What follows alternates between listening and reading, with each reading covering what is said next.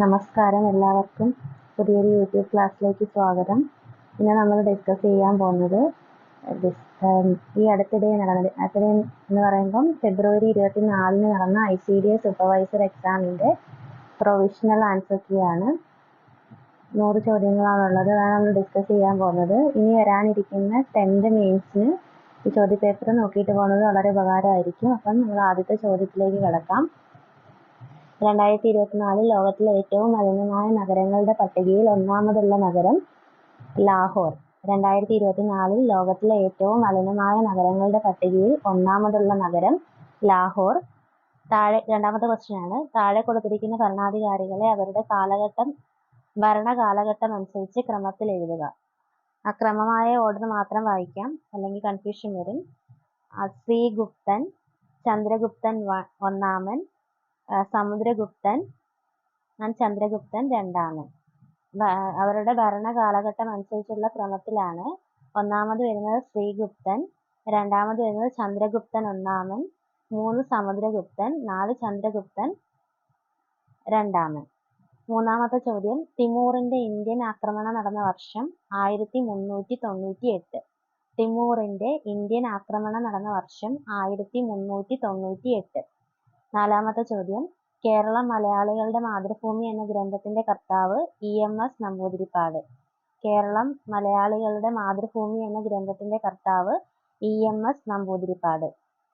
അഞ്ചാമത്തെ ചോദ്യം, താഴെ കൊടുത്തിരിക്കുന്ന പട്ടിക പരിശോധിച്ച് 1857 കലാപത്തിന്റെ നേതാക്കൾ, അവർ കലാപത്തിന് നേതൃത്വം നൽകിയ സ്ഥലങ്ങൾ എന്നിവ ശരിയായ രീതിയിൽ യോജിപ്പിച്ച് എഴുതുക. ശരിയായ ഓർഡർ മാത്രം വായിക്കാം. ബഹദൂർ ഷാ രണ്ടാമൻ ഡൽഹി, കൻവർ സിംഗ് ആറ, നാനാ സാഹിബ് കാൺപൂർ, റാണി ലക്ഷ്മിബായി ഗ്വാളിയോർ. ഒന്നും കൂടെ പറയാം. ബഹദൂർ ഷാ രണ്ടാമൻ ഡൽഹി, കൻവർ സിംഗ് ആറ, നാനാ സാഹിബ് കാൺപൂർ, റാണി ലക്ഷ്മിബായി ഡൽഹി. ഇത് 1857 കലാപത്തിന്റെ നേതാക്കളും അവർ കലാപത്തിന് നേതൃത്വം നൽകിയ സ്ഥലങ്ങളുമാണ്. ആറാമത്തെ ചോദ്യം, ഇസ്രയേൽ ഹമാസ് യുദ്ധത്തിൽ താൽക്കാലിക വെടിനിർത്തൽ കരാർ നിലവിൽ വന്ന ദിവസം. കറണ്ട് അഫയേഴ്സ് ആണ്. ഇസ്രയേൽ ഹമാസ് യുദ്ധത്തിൽ താൽക്കാലിക വെടിനിർത്തൽ കരാർ നിലവിൽ വന്ന ദിവസം 2025 ജനുവരി 19. 2025 ജനുവരി 19 അന്നാണ് ഇസ്രയേൽ ഹമാസ് യുദ്ധത്തിൽ താൽക്കാലിക വെടിനിർത്തൽ കരാർ നിലവിൽ വന്നത്. ജനുവരിയിലെ കറണ്ട് അഫയേഴ്സ് വരെ കയറി വന്നിട്ടുണ്ട്. ഫെബ്രുവരി 24 എക്സാം നടന്നത്. ഏഴാമത്തെ ചോദ്യം, 2024 ഓടക്കുഴൽ അവാർഡ് ലഭിച്ചത് കെ അരവിന്ദാക്ഷൻ. 2024 ഓടക്കുഴൽ അവാർഡ് ലഭിച്ചത് കെ അരവിന്ദാക്ഷൻ. എട്ടാമത്തെ ചോദ്യം, പാലക്കാട് ജില്ലയിലെ കിള്ളിക്കുറിശിമംഗലം ആരുമായി ബന്ധപ്പെട്ടതാണ്? കുഞ്ചൻ നമ്പ്യാർ. പാലക്കാട് ജില്ലയിലെ കിള്ളിക്കുറിശിമംഗലം ആരുമായി ബന്ധപ്പെട്ടതാണ്? കുഞ്ചൻ നമ്പ്യാർ. ഒമ്പതാമത്തെ ചോദ്യം, സ്വതന്ത്ര ഇന്ത്യയിൽ ഒരു ഒളിമ്പിക്സിൽ 2 മെഡൽ നേടുന്ന ആദ്യ കായിക താരം. സ്വതന്ത്ര ഇന്ത്യയിൽ ഒരു ഒളിമ്പിക്സിൽ 2 മെഡൽ നേടുന്ന ആദ്യ കായിക താരം മനു ഭാക്കർ. സ്വതന്ത്ര ഇന്ത്യയിൽ ഒരു ഒളിമ്പിക്സിൽ 2 മെഡൽ നേടുന്ന ആദ്യ കായിക താരം മനു ഭാക്കർ. പത്താമത്തെ ചോദ്യം, താഴെ കൊടുത്തിരിക്കുന്ന പട്ടിക വിശകലനം ചെയ്ത് സാഹിത്യകാരന്മാർ അവരുടെ കൃതികൾ എന്നിവ ശരിയായ ക്രമത്തിൽ എഴുതുക. വർണ്ണരാജി M ലീലാവതിയുടെ കൃതിയാണ്. വർണ്ണരാജി എഴുതിയത് M ലീലാവതി. സഫലമീ യാത്ര NN കക്കാട്. സഫലമീ യാത്ര എഴുതിയത് NN കക്കാട്. ശ്യാമമാധവം പ്രഭാവർമ്മ. ശ്യാമമാധവം എഴുതിയത് പ്രഭാവർമ്മ. മധുരം നിന്റെ ജീവിതം എഴുതിയത് KP അപ്പൻ. ഒരിക്കൽ കൂടെ പറയാം. വർണ്ണരാജി എഴുതിയത് M ലീലാവതി, സഫലമീ യാത്ര NN കക്കാട്, ശ്യാമമാധവം പ്രഭാവർമ്മ, മധുരം നിന്റെ ജീവിതം KP അപ്പൻ. 11ാമത്തെ ചോദ്യം, എല്ലാ ഋതുക്കളുടെയും സവിശേഷതകൾ വ്യക്തമായി അനുഭവപ്പെടുന്ന മേഖലയാണ് മിതോഷ്ണ പ്രദേശങ്ങൾ. എല്ലാ ഋതുക്കളുടെയും സവിശേഷതകൾ വ്യക്തമായി അനുഭവപ്പെടുന്ന മേഖല ഏതാണ്? മിതോഷ്ണ പ്രദേശങ്ങൾ. 12ാമത്തെ ചോദ്യം, ഭൂവൽക്കവും മാന്റലിന്റെ ഉപരിഭാഗവും ചേർന്നുള്ള ഭാഗത്തെ ഡാഷ് എന്നാണ് വിളിക്കുന്നത്? ഭൂവൽക്കവും മാന്റിലിന്റെ ഉപരിഭാഗവും ചേർന്നുള്ള ഭാഗത്തെ ശിലാമണ്ഡലം എന്നാണ് വിളിക്കുന്നത്. ഭൂവൽക്കവും മാന്റിലിന്റെ ഉപരിഭാഗവും ചേർന്നുള്ള ഭാഗത്തെ ശിലാമണ്ഡലം എന്നാണ് വിളിക്കുന്നത്. 13ാമത്തെ ചോദ്യം, ഭൂപടത്തിൽ നൽകിയിട്ടുള്ളതിൽ ഏത് രീതിയിലുള്ള തോതാണ് നമുക്ക് അനായാസം മനസ്സിലാക്കാൻ കഴിയുക? ഉത്തരം പ്രസ്താവനാ രീതി. ചോദ്യം ഒരിക്കൽ കൂടി, ഭൂപടത്തിൽ നൽകിയിട്ടുള്ളതിൽ ഏത് രീതിയിലുള്ള തോതാണ് നമുക്ക് അനായാസം മനസ്സിലാക്കാൻ കഴിയുക? ആൻസർ പ്രസ്താവനാ രീതി. 14ാമത്തെ ചോദ്യം, ധാതുക്കളുടെ കലവറ എന്നറിയപ്പെടുന്ന മേഖല ഏതാണ്? ധാതുക്കളുടെ കലവറ എന്നറിയപ്പെടുന്ന മേഖല ഉപദ്വീപീയ പീഠഭൂമി. ധാതുക്കളുടെ കലവറ എന്നറിയപ്പെടുന്ന മേഖല ഉപദ്വീപീയ പീഠഭൂമി. 15ാമത്തെ ചോദ്യം, 2024 ചാമ്പ്യൻസ് ഓഫ് ദി എർത്ത് പുരസ്കാരം ആർക്കാണ് ലഭിച്ചത്? 2024 ചാമ്പ്യൻസ് ഓഫ് ദി എർത്ത് പുരസ്കാരം ആർക്കാണ് ലഭിച്ചത്? ഉത്തരം Madhav Gadgil. 2024 champions of the earth പുരസ്കാരം ആർക്കാണ് ലഭിച്ചത്? മാധവ് ഗാഡ്ഗിൽ. 16ാമത്തെ ചോദ്യം, കാർഷിക മേഖലാ വികസനം, ചെറുകിട കുടിൽ വ്യവസായങ്ങളുടെ വികസനം, കൈത്തൊഴിൽ വികസനം തുടങ്ങിയവ ലക്ഷ്യമാക്കി 1982 നിലവിൽ വന്ന സ്ഥാപനം നബാർഡ്. കാർഷിക മേഖലാ വികസനം, ചെറുകിട കുടിൽ വ്യവസായങ്ങളുടെ വികസനം, കൈത്തൊഴിൽ വികസനം തുടങ്ങിയവ ലക്ഷ്യമാക്കി 1982 നിലവിൽ വന്ന സ്ഥാപനമാണ് നബാർഡ്. 17ാമത്തെ ചോദ്യം, ഒന്നാം പഞ്ചവത്സര പദ്ധതി രൂപീകരണത്തിൽ പ്രധാന പങ്ക് വഹിച്ച മലയാളി? KN രാജ്. ഒരിക്കൽ കൂടി, ഒന്നാം പഞ്ചവത്സര പദ്ധതി രൂപീകരണത്തിൽ പ്രധാന പങ്ക് വഹിച്ച മലയാളി KN രാജ്. 18ാമത്തെ ചോദ്യം, താഴെ പറയുന്നവയിൽ ഏതായിരുന്നു 12ാം പഞ്ചവത്സര പദ്ധതിയുടെ ലക്ഷ്യം? താഴെ പറയുന്നവയിൽ ഏതായിരുന്നു 12ാം പഞ്ചവത്സര പദ്ധതിയുടെ ലക്ഷ്യം? ഉത്തരം സുസ്ഥിര വികസനം. ഏതായിരുന്നു 12ാം പഞ്ചവത്സര പദ്ധതിയുടെ ലക്ഷ്യം? ഉത്തരം സുസ്ഥിര വികസനം. 19ാമത്തെ ചോദ്യം, നീതി ആയോഗിന്റെ ലക്ഷ്യമല്ലാത്തത് ആദ്യം പറയാം, എന്നിട്ട് ലക്ഷ്യങ്ങൾ നമുക്ക് പഠിക്കാം. നീതി ആയോഗിന്റെ ലക്ഷ്യമല്ലാത്തത് ജൈവ കൃഷിരീതികൾ അവലംബിച്ച് കാർഷികോൽപാദനം വർദ്ധിപ്പിക്കുക.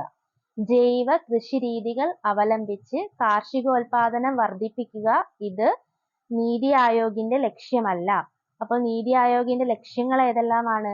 വ്യവസായ മേഖലയിലെ സർക്കാർ പങ്കാളിത്തം കുറയ്ക്കുക, മധ്യവർഗത്തെ ഉപയോഗിച്ച് സുസ്ഥിര സാമ്പത്തിക വളർച്ച, പ്രവാസി ഇന്ത്യക്കാരുടെ സേവനം സാമ്പത്തിക സാങ്കേതിക വളർച്ചയ്ക്ക് ഉപയോഗിക്കുക. നീതി ആയോഗിന്റെ ലക്ഷ്യങ്ങൾ ഒരിക്കൽ കൂടി പറയാം. വ്യവസായ മേഖലയിലെ സർക്കാർ പങ്കാളിത്തം കുറയ്ക്കുക, മധ്യവർഗത്തെ ഉപയോഗിച്ച് സുസ്ഥിര സാമ്പത്തിക വളർച്ച, പ്രവാസി ഇന്ത്യക്കാരുടെ സേവനം സാമ്പത്തിക സാങ്കേതിക വളർച്ചയ്ക്ക് ഉപയോഗിക്കുക. 20ാമത്തെ ചോദ്യം, കുടുംബശ്രീ ആരംഭിച്ച കാലത്തെ പഞ്ചവത്സര പദ്ധതി? 9ാം പഞ്ചവത്സര പദ്ധതി. കുടുംബശ്രീ ആരംഭിച്ച കാലത്തെ പഞ്ചവത്സര പദ്ധതി 9ാം പഞ്ചവത്സര പദ്ധതി. 21ാമത്തെ ചോദ്യം, രാഷ്ട്രപതിയുടെ നിയമനിർമ്മാണ അധികാരവുമായി ബന്ധപ്പെട്ട് ശരിയായ പ്രസ്താവന ഏത്? രാഷ്ട്രപതിയുടെ നിയമനിർമ്മാണ അധികാരവുമായി ബന്ധപ്പെട്ട് ശരിയായ പ്രസ്താവന ഏത്? ശരിയായ പ്രസ്താവന മാത്രം വായിക്കാം. 1ഉം 2ഉം ആണ്. ഗവർണർ രാഷ്ട്രപതിയുടെ പരിഗണനയ്ക്ക് അയക്കുന്ന ബില്ലുകൾക്ക് അംഗീകാരം നൽകാതിരിക്കാം. ബില്ലുകളിൽ വേണ്ട നിർദ്ദേശങ്ങൾ നൽകി പുനഃപരിശോധനയ്ക്ക് വേണ്ടി തിരിച്ചയക്കാം. രാഷ്ട്രപതിയുടെ നിയമനിർമ്മാണ അധികാരവുമായി ബന്ധപ്പെട്ട് ശരിയായ പ്രസ്താവനകൾ: ഗവർണർ രാഷ്ട്രപതിയുടെ പരിഗണനയ്ക്ക് അയക്കുന്ന ബില്ലുകൾക്ക് അംഗീകാരം നൽകാതിരിക്കാം. ബില്ലുകളിൽ വേണ്ട നിർദ്ദേശങ്ങൾ നൽകി പുനഃപരിശോധനയ്ക്ക് വേണ്ടി തിരിച്ചയക്കാം. 22ാമത്തെ ചോദ്യം, ഇന്ത്യൻ ഭരണഘടനയ്ക്ക് ലോകത്തിലെ മറ്റ് ഭരണഘടനകളുടെ സവിശേഷതകളുണ്ട്. താഴെ പറയുന്നതിൽ ശരിയായ പ്രസ്താവന ഏത്? 2ഉം 3ഉം ആണ് ശരി. ലോക്സഭാ സ്പീക്കറുടെ പദവി ബ്രിട്ടീഷ് ഭരണഘടനാ മാതൃകയിലുള്ളതാണ്. ലോക്സഭാ സ്പീക്കറുടെ പദവി ബ്രിട്ടീഷ് ഭരണഘടനാ മാതൃകയിലുള്ളതാണ്. മൗലികാവകാശങ്ങൾ അമേരിക്കൻ ഭരണഘടനയിൽ നിന്ന് രൂപം കൊണ്ടതാണ്. മൗലിക അവകാശങ്ങൾ അമേരിക്കൻ ഭരണഘടനയിൽ നിന്ന് രൂപം കൊണ്ടതാണ്. ഇന്ത്യൻ ഭരണഘടനയ്ക്ക് ലോകത്തിലെ മറ്റ് ഭരണഘടനകളുടെ സവിശേഷതകളുണ്ട്. അതിൽ ശരിയായിട്ടുള്ള പ്രസ്താവനകളാണ്: ലോക്സഭാ സ്പീക്കറുടെ പദവി ബ്രിട്ടീഷ് ഭരണഘടനാ മാതൃകയിലുള്ളതാണ്. മൗലികാവകാശങ്ങൾ അമേരിക്കൻ ഭരണഘടനയിൽ നിന്ന് രൂപം കൊണ്ടതാണ്. ഇതിൽ തെറ്റായിട്ടുള്ളത് നിർദ്ദേശക തത്വങ്ങൾ റഷ്യൻ ഭരണഘടനയുടെ സ്വാധീനത്താൽ രൂപം കൊണ്ടതാണ്. അത് തെറ്റാണ്.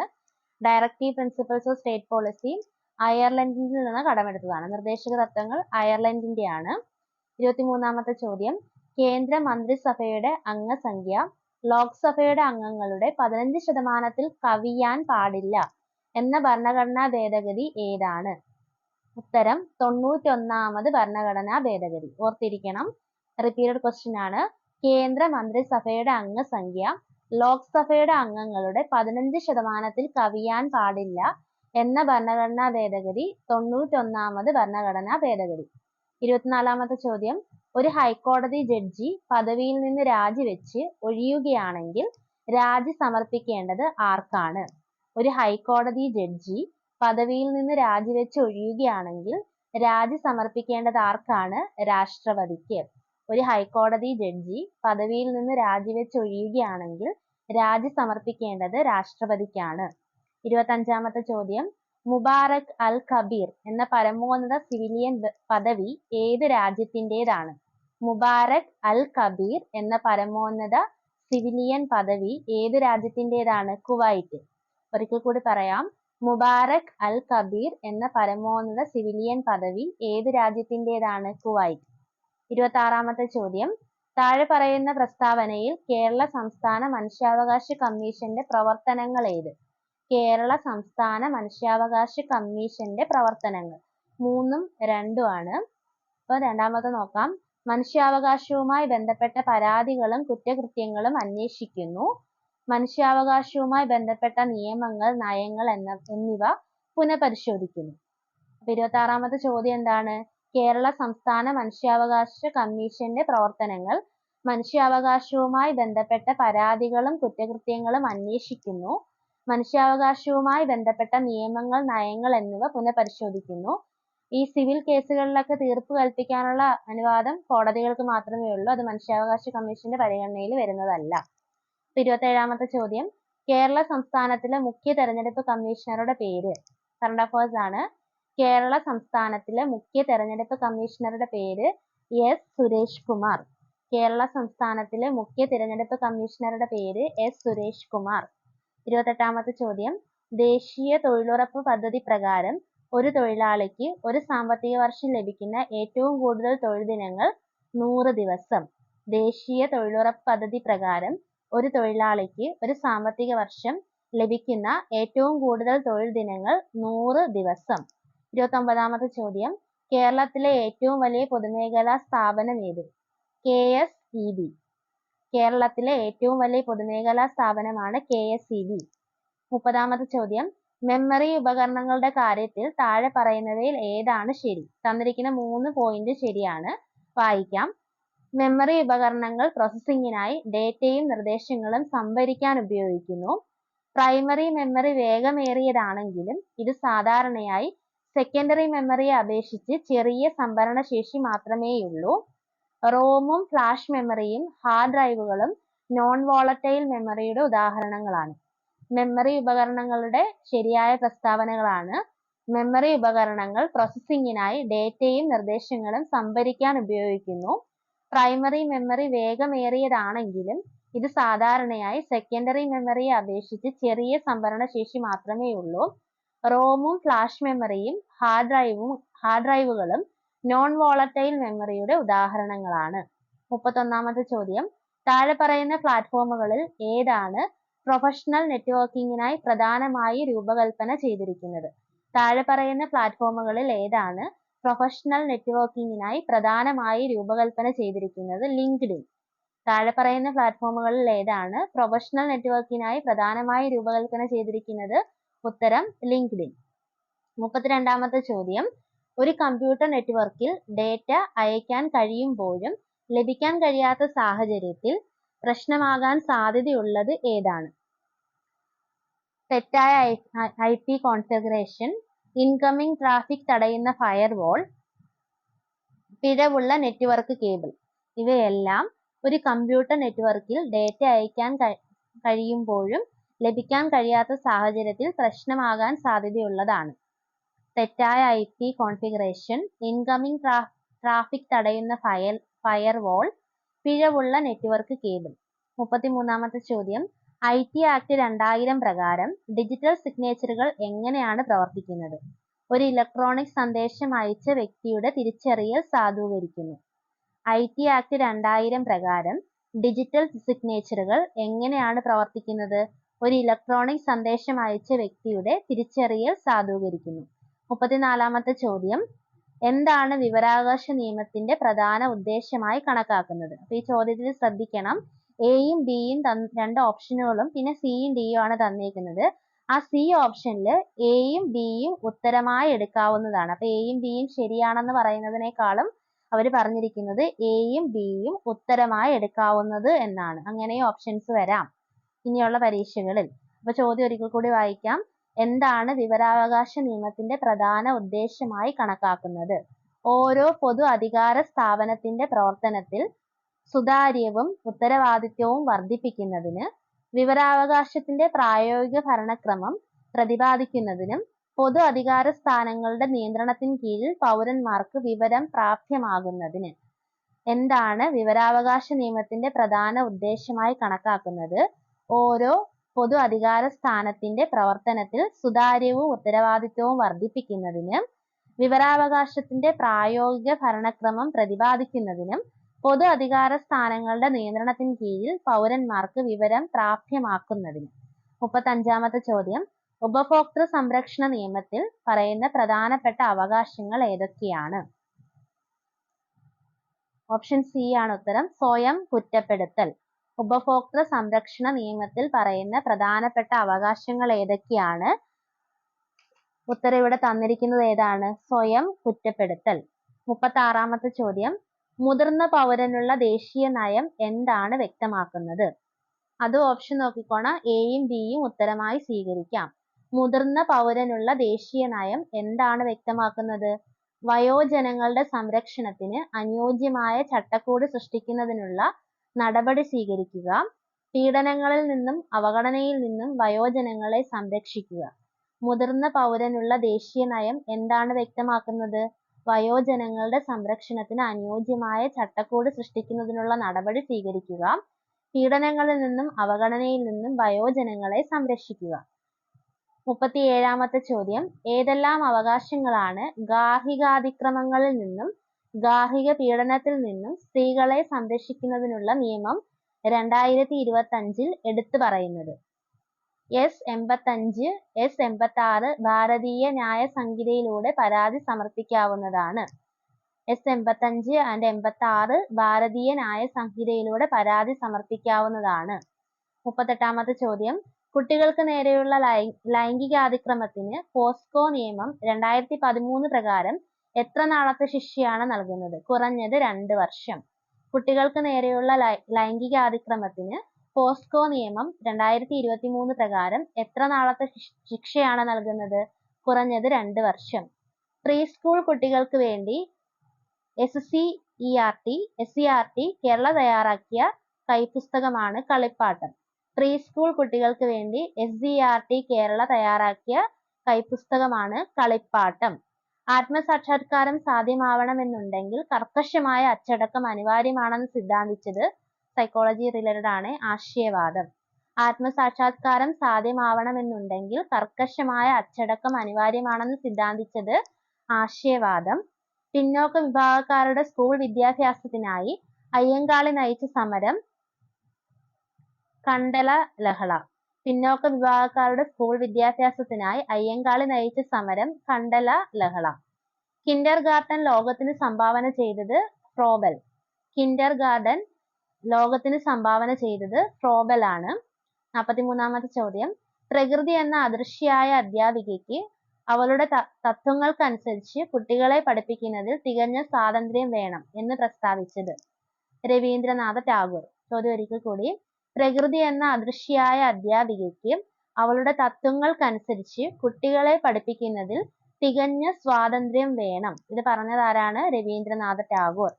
44-ാമത്തെ ചോദ്യം, പഠനം നടക്കുന്നത് ഉൾക്കാഴ്ച ഇൻസൈറ്റ് കൊണ്ടാണെന്ന് സിദ്ധാന്തിച്ചത് ഗസ്റ്റാൾട്ട് മനഃശാസ്ത്രം.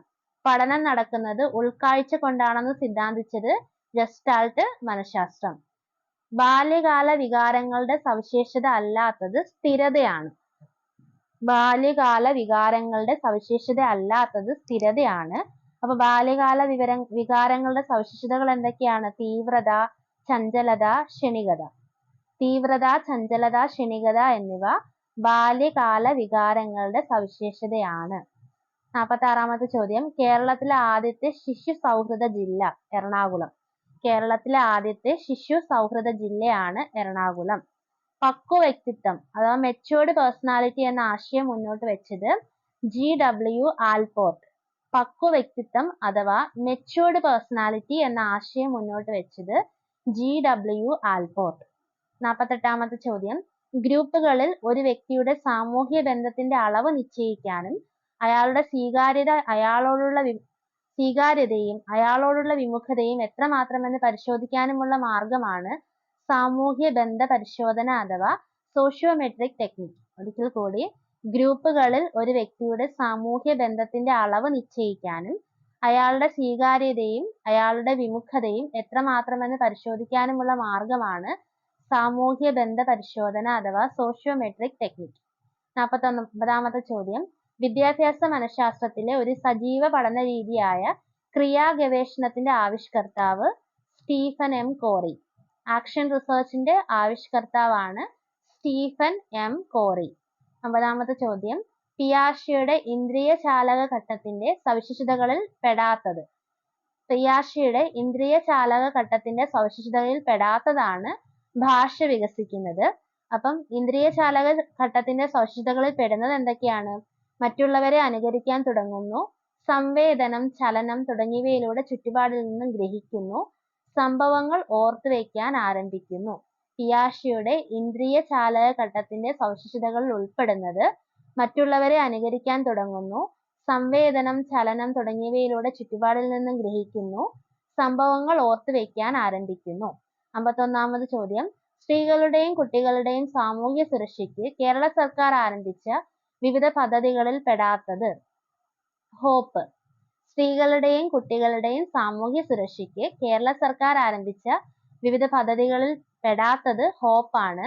അപ്പൊ നിർഭയയും അപരാജിതയും പിങ്ക് പോലീസും സ്ത്രീകളുടെയും കുട്ടികളുടെയും സാമൂഹ്യ സുരക്ഷയ്ക്ക് കേരള സർക്കാർ ആരംഭിച്ച വിവിധ പദ്ധതികളിൽ പെടുന്നവയാണ്. Nirbhaya, Aparajita, pink police. 52ാമത് ചോദ്യം. സ്ത്രീധന നിരോധന നിയമം നിലവിൽ വന്നത്. 1961. സ്ത്രീധന നിരോധന നിയമം നിലവിൽ വന്നത് 1961. 53ാമത്തെ ചോദ്യം. പുളിക്കുന്ന മുന്തിരി ശൈലി താഴെ പറയുന്നവയിൽ ഏത് സമായോജന ക്രിയാതന്ത്രങ്ങൾക്ക് ഉദാഹരണമാണ്? അത് യുക്തീകരണമാണ്, റാഷണലൈസേഷൻ ആണ്. പുളിക്കുന്ന മുന്തിരി ശൈലി താഴെ പറയുന്നവയിൽ ഏത് സമായോജന ക്രിയാതന്ത്രങ്ങൾക്ക് ഉദാഹരണമാണ്? യുക്തീകരണം. 54ാമത്തെ ചോദ്യം. WHO നിർദ്ദേശിക്കുന്ന ജീവിത നൈപുണികളിൽ പെടാത്തത് ഏതാണ്? ബഹുമുഖ ബുദ്ധി. WHO നിർദ്ദേശിക്കുന്ന ജീവിത നൈപുണികളിൽ പെടാത്തത് ബഹുമുഖ ബുദ്ധിയാണ്. അപ്പൊ WHO നിർദ്ദേശിക്കുന്ന ജീവിത നൈപുണികളിൽ പെടുന്നത് ഏതൊക്കെയാണ്? സ്വയം അറിയുക, ക്രിയാത്മക ചിന്ത, തീരുമാനമെടുക്കൽ. സ്വയം അറിയുക, ക്രിയാത്മക ചിന്ത, തീരുമാനമെടുക്കൽ എന്നിവ WHO നിർദ്ദേശിക്കുന്ന ജീവിത നൈപുണികളിൽ പെടുന്നവയാണ്. 55ാമത്തെ ചോദ്യം. വിദ്യാഭ്യാസ അവകാശ നിയമം 2009 പ്രകാരം സൗജന്യവും ഗുണനിലവാരമുള്ളതുമായ വിദ്യാഭ്യാസം 6നും 14നും ഇടയിലുള്ള എല്ലാവർക്കും നൽകാൻ സർക്കാരിന് ബാധ്യതയുണ്ട്. ഭിന്നശേഷിക്കാരായ കുട്ടികൾക്ക് പ്രായത്തിന് അനുയോജ്യമായ ക്ലാസ്സിൽ ചേർന്ന് പഠിക്കുന്നതിനുള്ള സ്വാതന്ത്ര്യം നൽകുന്ന ആക്ട് താഴെ പറയുന്നവയിൽ ഏതാണ്? Right of person with disabilities act RPWD. വിദ്യാഭ്യാസ അവകാശ നിയമം 2009 പ്രകാരം സൗജന്യവും ഗുണനിലവാരമുള്ളതുമായ വിദ്യാഭ്യാസം 6നും 14നും ഇടയിലുള്ള എല്ലാവർക്കും നൽകാൻ സർക്കാരിന് ബാധ്യതയുണ്ട്. ഭിന്നശേഷിക്കാരായ കുട്ടികൾക്ക് പ്രായത്തിന് അനുയോജ്യമായ ക്ലാസ്സിൽ ചേർന്ന് പഠിക്കുന്നതിനുള്ള സ്വാതന്ത്ര്യം നൽകുന്ന ആക്ട് ആണ് right of person with disabilities act RPWD. 56ാമത് ചോദ്യം. കുട്ടിയുടെ വ്യക്തിഗത കുടുംബ സാമൂഹ്യ സാഹചര്യങ്ങളും ആരോഗ്യ വിദ്യാഭ്യാസ അവസ്ഥയും വിശകലനം ചെയ്ത് കുട്ടികൾക്ക് അനുയോജ്യമായി തയ്യാറാക്കുന്ന വ്യക്തിഗത വിദ്യാഭ്യാസ പരിപാടിയാണ് ഇൻഡിവിജ്വലൈസ്ഡ് എഡ്യൂക്കേഷൻ പ്ലാൻ. കുട്ടിയുടെ വ്യക്തിഗത കുടുംബ സാമൂഹ്യ സാഹചര്യങ്ങളും ആരോഗ്യ വിദ്യാഭ്യാസ അവസ്ഥയിൽ വിശകലനം ചെയ്ത് കുട്ടികൾക്ക് അനുയോജ്യമായി തയ്യാറാക്കുന്ന വ്യക്തിഗത വിദ്യാഭ്യാസ പരിപാടിയാണ് ഇൻഡിവിജ്വലൈസ്ഡ് എഡ്യൂക്കേഷൻ പ്ലാൻ. 57ാമത് ചോദ്യം, വൈദ്യുതാഘാതം സംഭവിക്കുമ്പോൾ ചെയ്യാൻ പാടില്ലാത്തത് വൈദ്യുത ബന്ധത്തിൽ നിന്ന് വേർപെടുത്താൻ ശക്തിയായി പിടിച്ചു തള്ളുക. അപ്പൊ വൈദ്യുതാഘാതം സംഭവിക്കുമ്പോൾ നമുക്ക് എന്തൊക്കെ ചെയ്യാം? മെയിൻ സ്വിച്ച് അല്ലെങ്കിൽ അനുബന്ധ സ്വിച്ച് ഓഫ് ആക്കുക, ആവശ്യമെങ്കിൽ കൃത്രിമ ശ്വാസോച്ഛ്വാസം നൽകുക, പൊള്ളലുണ്ടെങ്കിൽ അതിനുള്ള പരിചരണം നൽകുക. 58ാമത് ചോദ്യം, താഴെ പറയുന്നവയിൽ കൂട്ടത്തിൽ പെടാത്തത്? തിമിരം, ഗ്ലോക്കോമ, മയോപ്പിയ. അത് കൂട്ടത്തിൽ പെടാത്തത് ചെങ്കണ്ണാണ്. വൈറസ് രോഗമാണ്. 59, വനിതാ ശിശു വികസന വകുപ്പിന്റെ കീഴിൽ കോവിഡിന്റെ പശ്ചാത്തലത്തിൽ കുട്ടികൾക്ക് മാനസിക സാമൂഹിക പിന്തുണ നൽകുന്നതിനുള്ള പരിപാടിയാണ് സർഗവസന്തം. വനിതാ ശിശു വികസന വകുപ്പിന്റെ കീഴിൽ കോവിഡിന്റെ പശ്ചാത്തലത്തിൽ കുട്ടികൾക്ക് മാനസിക സാമൂഹിക പിന്തുണ നൽകുന്നതിനുള്ള പരിപാടിയാണ് സർഗവസന്തം. 60ാമത്തെ ചോദ്യം, താഴെ പറയുന്നവയിൽ വിറ്റാമിനുകളുടെ അപര്യാപ്തത രോഗമല്ലാത്തതേത്? നിശാന്തതയും റിക്കറ്റ്സും സ്കർവിയും വിറ്റാമിനുകളുടെ അപര്യാപ്തത രോഗമാണ്. ഡയബറ്റിസ് വിറ്റാമിനുകളുടെ അപര്യാപ്തത രോഗമല്ല. 61ാമത് ചോദ്യം, കേരള സംസ്ഥാന സമ്പൂർണ്ണ കായികക്ഷമതാ പദ്ധതി ശുപാർശ ചെയ്യുന്ന 10 വയസ്സുള്ള ഒരു ആൺകുട്ടിയുടെ BMI ബോഡി മാസ് ഇൻഡെക്സ് നിരക്ക് താഴെ തന്നിരിക്കുന്നതിൽ ഏതാണ്? അപ്പൊ ലോവർ എൻഡ് ഓഫ് BMI 14.3യും അപ്പർ എൻഡ് ഓഫ് BMI 21 ആണ്. 14.3നും 21നും ഇടയിലായിരിക്കണം 10 വയസ്സുള്ള ഒരു ആൺകുട്ടിയുടെ BMI. 62ാമത് ചോദ്യം, ഹൊവാർഡ് ഗാർണർ അവതരിപ്പിച്ച ബഹുമുഖ ബുദ്ധിയിൽ ഉൾപ്പെടാത്തത്? അപ്പം ബഹുമുഖ ബുദ്ധിയിൽ ഉൾപ്പെടാത്തത് സാംസ്കാരികപരമായ ബുദ്ധിയാണ്. അപ്പൊ ഹൊവാർഡ് ഗാർണറുടെ ബഹുമുഖ ബുദ്ധിയിൽ ഉൾപ്പെടുന്നത് എന്തൊക്കെയാണ്? ഭാഷാപരമായ ബുദ്ധി, സംഗീതപരമായ ബുദ്ധി, പ്രകൃതിപരമായ ബുദ്ധി. 63ാമത് ചോദ്യം, ദേശീയ വിദ്യാഭ്യാസ നയം 2020 അനുസരിച്ച് താഴെ തന്നിരിക്കുന്നവയിൽ തെറ്റായ പ്രസ്താവന കണ്ടെത്തുക. ദേശീയ വിദ്യാഭ്യാസ നയം 2020 അനുസരിച്ച് തെറ്റായ പ്രസ്താവനയാണ് 2 മുതൽ 7 വയസ്സ് വരെയാണ് ഫൗണ്ടേഷൻ സ്റ്റേജായി കണക്കാക്കുന്നത്. അപ്പൊ ശരിയായ പ്രസ്താവനകൾ ഏതൊക്കെയാണ്? ദേശീയ വിദ്യാഭ്യാസ നയം 2020 3 വർഷത്തെ അംഗൻവാടി വിദ്യാഭ്യാസം ഇതിൽ ഉൾപ്പെടും. അംഗൻവാടികൾ സ്കൂളിനൊപ്പം പ്രവർത്തിച്ച് ബാലവാടിക സ്കൂൾ കോംപ്ലക്സ് പ്രാവർത്തികമാക്കേണ്ടതാണ്. അടിസ്ഥാനപരമായി ഭാഷ, ഗണിതശേഷികൾ ഇക്കാലയളവിൽ ആർജിക്കുന്നതിന് പ്രാധാന്യം നൽകേണ്ടതാണ്. ദേശീയ വിദ്യാഭ്യാസ നയം 2020 അനുസരിച്ച് ശരിയായ പ്രസ്താവനകൾ: 3 വർഷത്തെ അംഗൻവാടി വിദ്യാഭ്യാസം ഇതിൽ ഉൾപ്പെടും. അംഗൻവാടികൾ സ്കൂളിനൊപ്പം പ്രവർത്തിച്ച് ബാലവാടിക സ്കൂൾ കോംപ്ലക്സ് പ്രാവർത്തികമാക്കേണ്ടതാണ്. അടിസ്ഥാനപരമായി ഭാഷ, ഗണിതശേഷികൾ ഇക്കാലയളവിൽ ആർജിക്കുന്നതിന് പ്രാധാന്യം നൽകേണ്ടതാണ്. കുട്ടികൾക്ക് നൽകേണ്ട പ്രധാന വാക്സിനേഷനുകളെ കുറിച്ചുള്ള പട്ടിക ചുവടെ ചേർക്കുന്നു. ശരിയായത് കണ്ടെത്തുക. എയും ബിയും ഇയും എഫും ശരിയാണ്. അപ്പൊ എ, ഹെപ്പറ്റൈറ്റിസ് ബി, മഞ്ഞപ്പിത്തത്തിൽ നിന്നും രക്ഷ നേടാൻ. ഹെപ്പറ്റൈറ്റിസ് ബി, മഞ്ഞപ്പിത്തത്തിൽ നിന്നും രക്ഷ നേടാൻ. ബി, ഡിഫ്തീരിയ, കുഞ്ഞ് ജനിച്ച് 2ാം മാസം മുതൽ 6 വയസ്സ് വരെ. ഡിഫ്തീരിയ, കുഞ്ഞ് ജനിച്ച് 2ാം മാസം മുതൽ 6 വയസ്സ് വരെ.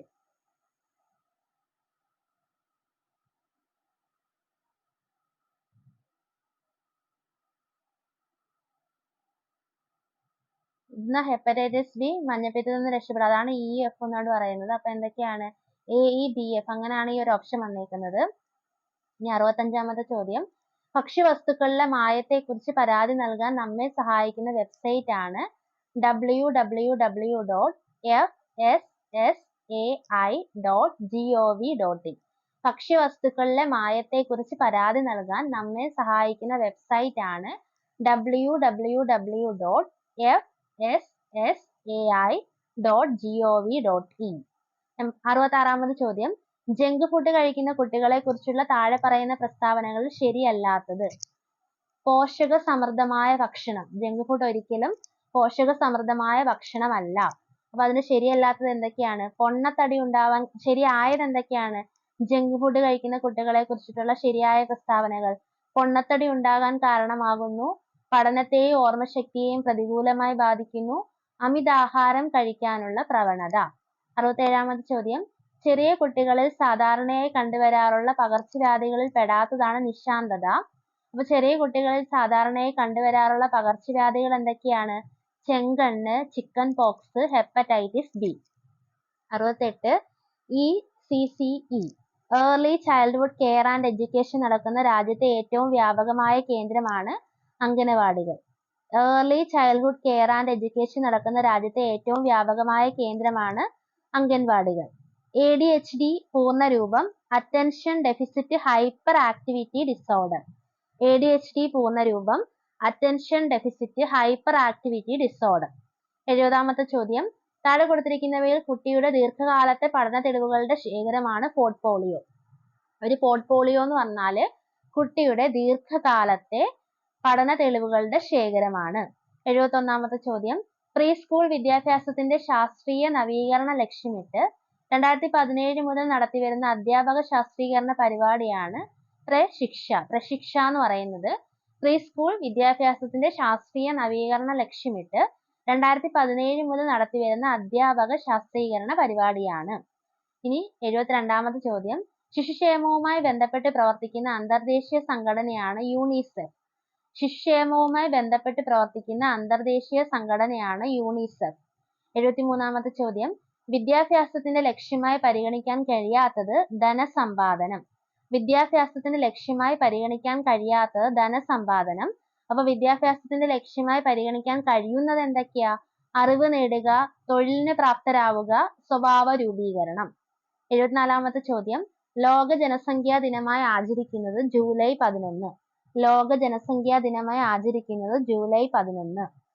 75ാമത്തെ ചോദ്യം, ദേശീയ വിദ്യാഭ്യാസ നയം 2020 പരാമർശിക്കുന്ന ഹാപ്പി സ്കൂൾ സങ്കല്പം ഏത് രാജ്യത്തെ വിദ്യാഭ്യാസ രീതിയോട് കടപ്പെട്ടിരിക്കുന്നു? ഫിൻലാൻഡ്. ദേശീയ വിദ്യാഭ്യാസ നയം 2020 പരാമർശിക്കുന്ന ഹാപ്പി സ്കൂൾ സങ്കല്പം ഏത് രാജ്യത്തെ വിദ്യാഭ്യാസ രീതിയുമായി കടപ്പെട്ടിരിക്കുന്നു? ഫിൻലാൻഡ്. ഹാപ്പിനെസ് ഇൻഡെക്സിൽ ഒന്നാം സ്ഥാനത്തുള്ള രാജ്യമാണ് ഫിൻലാൻഡ്. അപ്പൊ അതിനെ മാതൃകയാക്കിയാണ് ഹാപ്പി സ്കൂൾ സങ്കല്പം നമ്മുടെ രാജ്യത്ത് നടപ്പിലാക്കുന്നത്. അപ്പൊ 76ാമത്തെ ചോദ്യം, താഴെ പറയുന്നവയിൽ വേദകാല വിദ്യാഭ്യാസത്തിന്റെ സവിശേഷത അല്ലാത്തത് ജാതി പരിഗണന കൂടാതെ ഏവർക്കും വിദ്യാഭ്യാസം. വേദകാല വിദ്യാഭ്യാസത്തിന്റെ സവിശേഷതയിൽ പെടാത്തതാണ് ജാതി പരിഗണന കൂടാതെ ഏവർക്കും വിദ്യാഭ്യാസം. അപ്പം വേദകാല വിദ്യാഭ്യാസത്തിന്റെ സവിശേഷതകൾ എന്തെല്ലാമാണ്? വ്യക്തിയുടെ ജീവിതത്തെ 4 ആശ്രമങ്ങളായി തിരിച്ചതിലൂടെ സമഗ്ര വികാസം വിഭാവനം ചെയ്തു. വേദങ്ങൾ, ഉപനിഷത്തുകൾ, ഇതിഹാസങ്ങൾ തുടങ്ങിയവ ഉള്ളടക്കം. ചോദ്യോത്തര രീതിയിൽ സംവാദ രീതിയിലുള്ള അധ്യാപനം. 77ാമത്തെ ചോദ്യം, വിദ്യാഭ്യാസത്തിന്റെ ഘടന 10, +2, +3 എന്ന പഠന സംവിധാനം ആദ്യമായി നിർദ്ദേശിച്ചത് ദേശീയ വിദ്യാഭ്യാസ നയം 1968. വിദ്യാഭ്യാസത്തിന്റെ ഘടന 10, +2, +3 എന്ന പഠന സംവിധാനം ആദ്യമായി നിർദ്ദേശിച്ചത് ദേശീയ വിദ്യാഭ്യാസ നയം 1968. 78ാമത്തെ ചോദ്യം, സംയോജിത ശിശു വികസന സേവന പദ്ധതി ICDS കീഴിലുള്ള സേവനങ്ങളിൽ പെടാത്തത് സ്ത്രീകൾക്കുള്ള തൊഴിലുറപ്പ് പദ്ധതി. അത് ഓപ്ഷൻ കാണുമ്പോഴേ അറിയാല്ലേ. സ്ത്രീകൾക്കുള്ള തൊഴിലുറപ്പ് പദ്ധതി സംയോജിത ശിശു വികസന സേവന പദ്ധതിയുടെ സേവനങ്ങളിൽ പെടുന്നതല്ല. അപ്പൊ സംയോജിത ശിശു വികസന സേവന പദ്ധതിയുടെ കീഴിൽ പെടുന്നത് പ്രീ സ്കൂൾ, അനൗപചാരിക വിദ്യാഭ്യാസം, പോഷകാഹാരവും ആരോഗ്യ വിദ്യാഭ്യാസവും, രോഗപ്രതിരോധം. 79ാമത്തെ ചോദ്യം, താഴെ പ്രതിപാദിക്കുന്നവയിൽ ഗ്രാമസഭയുമായി ബന്ധപ്പെട്ട ശരിയായ പ്രസ്താവനകൾ 1, 2 ആണ്. ഒരു ഗ്രാമപഞ്ചായത്ത് പ്രദേശത്തെ ഒരു ഗ്രാമത്തിലെ വോട്ടർ പട്ടികയിൽ പേര് ചേർത്തിട്ടുള്ള എല്ലാ വോട്ടർമാരും ചേർന്ന സംവിധാനമാണ് ഗ്രാമസഭ. ഒരു ഗ്രാമപഞ്ചായത്ത് പ്രദേശത്തെ ഒരു ഗ്രാമത്തിലെ വോട്ടർ പട്ടികയിൽ പേര് ചേർത്തിട്ടുള്ള എല്ലാ വോട്ടർമാരും ചേർന്ന സംവിധാനമാണ് ഗ്രാമസഭ. ഇന്ത്യൻ ഭരണഘടനയുടെ അനുച്ഛേദം 243-ലാണ് ഗ്രാമസഭകളെ സംബന്ധിച്ച് പ്രതിപാദിച്ചിട്ടുള്ളത്. ഇന്ത്യൻ ഭരണഘടനയുടെ അനുച്ഛേദം 243-ലാണ് ഗ്രാമസഭകളെ സംബന്ധിച്ച് പ്രതിപാദിച്ചിട്ടുള്ളത്. 80ാമത്തെ ചോദ്യം, ഒരു ഗ്രാമപഞ്ചായത്ത് അംഗമാകാനുള്ള യോഗ്യതകൾ. പ്രസ്തുത ഗ്രാമപഞ്ചായത്തിലെ ഏതെങ്കിലും നിയോജക മണ്ഡലത്തിലെ വോട്ടർ പട്ടികയിൽ പേരുണ്ടായിരിക്കണം. നോമിനേഷൻ സമർപ്പിക്കുന്ന തീയതിയിൽ 21 വയസ്സ് പൂർത്തിയായിരിക്കണം. ഒരു ഗ്രാമപഞ്ചായത്ത് അംഗമാകാനുള്ള യോഗ്യതകൾ: പ്രസ്തുത ഗ്രാമപഞ്ചായത്തിലെ ഏതെങ്കിലും നിയോജക മണ്ഡലത്തിലെ വോട്ടർ പട്ടികയിൽ പേരുണ്ടായിരിക്കണം. നോമിനേഷൻ സമർപ്പിക്കുന്ന തീയതിയിൽ 21 വയസ്സ് പൂർത്തിയായിരിക്കണം. 81ാമത്തെ ചോദ്യം, കേരള പഞ്ചായത്ത് രാജ് നിയമത്തിന്റെ എത്രാമത്തെ വകുപ്പിലാണ് തദ്ദേശ സ്വയംഭരണ സ്ഥാപനങ്ങൾക്കുള്ള ഓംബുഡ്സ്മാനെ കുറിച്ച് പ്രതിപാദിക്കുന്നത്? 271. കേരള പഞ്ചായത്തി രാജ് നിയമത്തിന്റെ എത്രാമത്തെ വകുപ്പിലാണ് തദ്ദേശ സ്വയംഭരണ സ്ഥാപനങ്ങൾക്കുള്ള ഓംബുഡ്സ്മാനെ കുറിച്ച് പ്രതിപാദിക്കുന്നത്? 271. 82. ചോദ്യം. ഇന്ത്യയിൽ മഹാത്മാഗാന്ധി ദേശീയ ഗ്രാമീണ തൊഴിലുറപ്പ് പദ്ധതി 2006 നിലവിൽ വന്നപ്പോൾ ആദ്യഘട്ടത്തിൽ കേരളത്തിൽ ഏതൊക്കെ ജില്ലകളിൽ പദ്ധതി ആരംഭിച്ചു? വയനാടും പാലക്കാടും. ഇന്ത്യയിൽ മഹാത്മാഗാന്ധി ദേശീയ ഗ്രാമീണ തൊഴിലുറപ്പ് പദ്ധതി 2006 നിലവിൽ വന്നപ്പോൾ ആദ്യഘട്ടത്തിൽ കേരളത്തിൽ ഏതൊക്കെ ജില്ലകളിൽ പദ്ധതി ആരംഭിച്ചു? വയനാടും പാലക്കാടും. 83. ചോദ്യം. വികേന്ദ്രീകൃത ആസൂത്രണവുമായി ബന്ധപ്പെട്ട് താഴെ പറയുന്നതിൽ തെറ്റായ വിഷയം. വികേന്ദ്രീകൃത ആസൂത്രണവുമായി ബന്ധപ്പെട്ട് താഴെ പറയുന്നവയിൽ തെറ്റായ വിഷയം. 9ാം പഞ്ചവത്സര പദ്ധതിയിൽ കേരള വികസന പദ്ധതി എന്ന പേരിൽ വികേന്ദ്രീകൃത ആസൂത്രണം നടപ്പിൽ വരുത്തി. ഇത് തെറ്റാണ്. അപ്പൊ വികേന്ദ്രീകൃത ആസൂത്രണവുമായി ബന്ധപ്പെട്ട് ശരിയായവ ഏതൊക്കെയാ? 9ാം പഞ്ചവത്സര പദ്ധതിയിലാണ് വികേന്ദ്രീകൃത ആസൂത്രണ പ്രവർത്തനങ്ങൾക്ക് ആരംഭം കുറിച്ചത്. 1994 കേരള പഞ്ചായത്തി രാജ് നിയമവും കേരള മുനിസിപ്പാലിറ്റി നിയമവും വികേന്ദ്രീകൃത ആസൂത്രണ പ്രവർത്തനങ്ങൾക്ക് ഊർജം പകർന്നു. വികേന്ദ്രീകൃത ആസൂത്രണ പ്രവർത്തനവുമായി ബന്ധപ്പെട്ട പ്രസ്താവനകൾ. 9ാം പഞ്ചവത്സര പദ്ധതിയിലാണ് വികേന്ദ്രീകൃത ആസൂത്രണ പ്രവർത്തനങ്ങൾക്ക് ആരംഭം കുറിച്ചത്. 1994 കേരള പഞ്ചായത്തി രാജ് നിയമവും കേരള മുനിസിപ്പാലിറ്റി നിയമവും വികേന്ദ്രീകൃത ആസൂത്രണ പ്രവർത്തനങ്ങൾക്ക് ഊർജം പകർന്നു. 84. ചോദ്യം. കേരളത്തിൽ തദ്ദേശ സ്വയംഭരണ സ്ഥാപനങ്ങൾക്കുള്ള വികസന ഫണ്ട് സംബന്ധിച്ച് സംസ്ഥാന ബഡ്ജറ്റിന്റെ ഏത് അനുബന്ധത്തിലാണ് പ്രതിപാദിക്കുന്നത്? അനുബന്ധം 4. കേരളത്തിൽ തദ്ദേശ സ്വയംഭരണ സ്ഥാപനങ്ങൾക്കുള്ള വികസന ഫണ്ട് സംബന്ധിച്ച് സംസ്ഥാന ബഡ്ജറ്റിന്റെ ഏത് അനുബന്ധത്തിലാണ് പ്രതിപാദിക്കുന്നത്? അനുബന്ധം 4. കേരള പഞ്ചായത്തി രാജ് നിയമത്തിന്റെ എത്രാം പട്ടികയിലാണ് ഗ്രാമപഞ്ചായത്തുകളുടെ ചുമതലകളെ സംബന്ധിച്ച് സൂചിപ്പിക്കുന്നത്? 3ാം പട്ടിക. കേരള പഞ്ചായത്തി രാജ് നിയമത്തിന്റെ എത്രാം പട്ടികയിലാണ് ഗ്രാമപഞ്ചായത്തുകളുടെ ചുമതലകളെ സംബന്ധിച്ച് സൂചിപ്പിക്കുന്നത്? 3ാം പട്ടിക. കേരളത്തിലെ പഞ്ചായത്ത് രാജ് സ്ഥാപനങ്ങളുടെ എണ്ണം സംബന്ധിച്ച് താഴെ പ്രതിപാദിച്ചിരിക്കുന്നവയിൽ ശരിയായത് ഏതാണ്? 941 ഗ്രാമപഞ്ചായത്തുകൾ, 152 ബ്ലോക്ക് പഞ്ചായത്തുകൾ, 14 ജില്ലാ പഞ്ചായത്തുകൾ. കേരളത്തിലെ പഞ്ചായത്ത് രാജ് സ്ഥാപനങ്ങളുടെ എണ്ണം സംബന്ധിച്ച് ശരിയായത് 941 ഗ്രാമപഞ്ചായത്തുകൾ, 152 ബ്ലോക്ക് പഞ്ചായത്തുകൾ, 14 ജില്ലാ പഞ്ചായത്തുകൾ. 87. ചോദ്യം. ഗ്രാമപ്രദേശങ്ങളുടെ അടിസ്ഥാന സൗകര്യങ്ങൾ വികസിപ്പിക്കുന്നതിനായി 1995-96 നബാർഡ് ആരംഭിച്ചതും ഇപ്പോഴും തുടരുന്നതുമായ പദ്ധതിയാണ് rural infrastructure development fund, RIDF. Rural infrastructure development fund ഗ്രാമപ്രദേശങ്ങളുടെ അടിസ്ഥാന സൗകര്യങ്ങൾ വികസിപ്പിക്കുന്നതിനായി 1995-96 നബാർഡ് ആരംഭിച്ചതും ഇപ്പോഴും തുടരുന്നതുമായ പദ്ധതിയാണ് റൂറൽ ഇൻഫ്രാസ്ട്രക്ചർ ഡെവലപ്മെന്റ് ഫണ്ട്. 88. ചോദ്യം. പഞ്ചായത്ത് രാജ് സ്ഥാപനങ്ങളിലൂടെ നടപ്പാക്കുന്ന കേന്ദ്ര സർക്കാരിന്റെ ശുചിത്വ പദ്ധതിയാണ് സ്വച്ഛ് ഭാരത് മിഷൻ ഗ്രാമീൺ. പഞ്ചായത്ത് രാജ് സ്ഥാപനങ്ങളിലൂടെ നടപ്പാക്കുന്ന കേന്ദ്ര സർക്കാരിന്റെ ശുചിത്വ പദ്ധതിയാണ് സ്വച്ഛ് ഭാരത് മിഷൻ ഗ്രാമീൺ. 89. ചോദ്യം. നവകേരള കർമ്മ പദ്ധതികളുടെ ഭാഗമായി പൊതുജനാരോഗ്യ സംവിധാനം മെച്ചപ്പെടുത്തുന്നതിന് കേരള സർക്കാർ നടപ്പാക്കുന്ന പദ്ധതിയാണ് ആർദ്രം. നവകേരള കർമ്മ പദ്ധതിയുടെ ഭാഗമായി പൊതുജനാരോഗ്യ സംവിധാനം മെച്ചപ്പെടുത്തുന്നതിന് കേരള സർക്കാർ നടപ്പാക്കുന്ന പദ്ധതിയാണ് ആർദ്രം. 90. ചോദ്യം. കേരളത്തിലെ പട്ടിക വിഭാഗങ്ങളുടെ വികസന പ്രശ്നങ്ങളുമായി ബന്ധപ്പെട്ട ഗവേഷണ പരിശീലന പ്രവർത്തനങ്ങൾ സംഘടിപ്പിക്കുക എന്ന ലക്ഷ്യത്തോടെ സ്ഥാപിതമായ സ്ഥാപനമാണ് കിർത്താഡ്സ്. കേരളത്തിലെ പട്ടിക വിഭാഗങ്ങളുടെ വികസന പ്രശ്നങ്ങളുമായി ബന്ധപ്പെട്ട ഗവേഷണ പരിശീലന പ്രവർത്തനങ്ങൾ സംഘടിപ്പിക്കുക എന്ന ലക്ഷ്യത്തോടെ സ്ഥാപിതമായ സ്ഥാപനമാണ് കിർത്താഡ്സ്. 91. ചോദ്യം. ഗ്രാമപഞ്ചായത്തുകളിലെ ആസൂത്രണ സമിതിയുടെ അധ്യക്ഷനാണ് ഗ്രാമപഞ്ചായത്ത് പ്രസിഡന്റ്. ഗ്രാമപഞ്ചായത്തുകളുടെ ആസൂത്രണ സമിതിയുടെ അധ്യക്ഷനാണ് ഗ്രാമപഞ്ചായത്ത് പ്രസിഡന്റ്. 92. ചോദ്യം. ഹരിത കേരളം മിഷൻ ഊന്നൽ നൽകുന്ന വിഷയ മേഖലകൾ ഏതെല്ലാം? ശുചിത്വ മാലിന്യ സംസ്കരണം, ജലവിഭവ സംരക്ഷണം, കാർഷിക മേഖലയുടെ വികസനം. ഹരിത കേരളം മിഷൻ ഊന്നൽ നൽകുന്ന വിഷയ മേഖലകളാണ് ശുചിത്വ മാലിന്യ സംസ്കരണം, ജലവിഭവ സംരക്ഷണം, കാർഷിക മേഖലയുടെ വികസനം. 93. ചോദ്യം. കേരളത്തിൽ ഗ്രാമപഞ്ചായത്തുകളിലെ സ്റ്റാൻഡിംഗ് കമ്മിറ്റികൾ താഴെ പറയുന്നവയിൽ ഏതെല്ലാം? ഇതിലെല്ലാം 1, 2, 3, 4 ഉൾപ്പെടും. കേരളത്തിലെ ഗ്രാമപഞ്ചായത്തുകളിലെ സ്റ്റാൻഡിംഗ് കമ്മിറ്റികൾ ധനകാര്യം, വികസനം, ക്ഷേമകാര്യം, ആരോഗ്യവും വിദ്യാഭ്യാസവും. കേരള കേരളത്തിൽ ഗ്രാമപഞ്ചായത്തുകളുടെ സ്റ്റാൻഡിംഗ് കമ്മിറ്റികളിൽ ഉൾപ്പെടുന്നത് ഏതൊക്കെയാണ്? ധനകാര്യം, വികസനം, ക്ഷേമകാര്യം, ആരോഗ്യവും വിദ്യാഭ്യാസവും. 94-ാമത്തെ ചോദ്യം, കേരള പഞ്ചായത്തി രാജ് ആക്ട് പ്രകാരം ക്ഷേമകാര്യ സ്റ്റാൻഡിംഗ് കമ്മിറ്റിയുടെ ചുമതലയിൽ വരുന്ന വിഷയങ്ങൾ താഴെ സൂചിപ്പിക്കുന്നവയിൽ ഏതെല്ലാം? പട്ടികജാതി പട്ടികവർഗ വികസനം, ദാരിദ്ര്യ നിർമ്മാർജ്ജനം, സാമൂഹ്യക്ഷേമം, സാമൂഹ്യ സുരക്ഷാ പ്രവർത്തനം. കേരള പഞ്ചായത്തി രാജ് ആക്ട് പ്രകാരം ക്ഷേമകാര്യ സ്റ്റാൻഡിംഗ് കമ്മിറ്റിയുടെ ചുമതലയിൽ വരുന്ന വിഷയങ്ങൾ പട്ടികജാതി പട്ടികവർഗ വികസനം, ദാരിദ്ര്യ നിർമ്മാർജ്ജനം, സാമൂഹ്യക്ഷേമം, സാമൂഹ്യ സുരക്ഷാ പ്രവർത്തനം. 95-ാമത്തെ ചോദ്യം, മേക്ക് ഇൻ ഇന്ത്യ പദ്ധതിയുടെ കേരളത്തിലെ nodal agency? Kerala state industrial development corporation. Make in India പദ്ധതിയുടെ കേരളത്തിലെ nodal agency Kerala state industrial development corporation.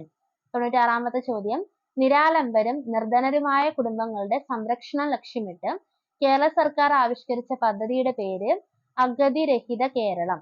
നിരാലംബരും നിർധനരുമായ കുടുംബങ്ങളുടെ സംരക്ഷണം ലക്ഷ്യമിട്ട് കേരള സർക്കാർ ആവിഷ്കരിച്ച പദ്ധതിയുടെ പേര് അഗതി രഹിത കേരളം. 97-ാമത്തെ ചോദ്യം, ഭരണഘടനയുടെ ഏത് ആർട്ടിക്കിളാണ് ഗ്രാമപഞ്ചായത്ത് സംവിധാനത്തെ സംബന്ധിച്ച് പ്രതിപാദിക്കുന്നത്? ആർട്ടിക്കിൾ 40. ഭരണഘടനയുടെ ഏത് ആർട്ടിക്കിളാണ് ഗ്രാമപഞ്ചായത്ത് സംവിധാനത്തെ സംബന്ധിച്ച് പ്രതിപാദിക്കുന്നത്? ആർട്ടിക്കിൾ 40.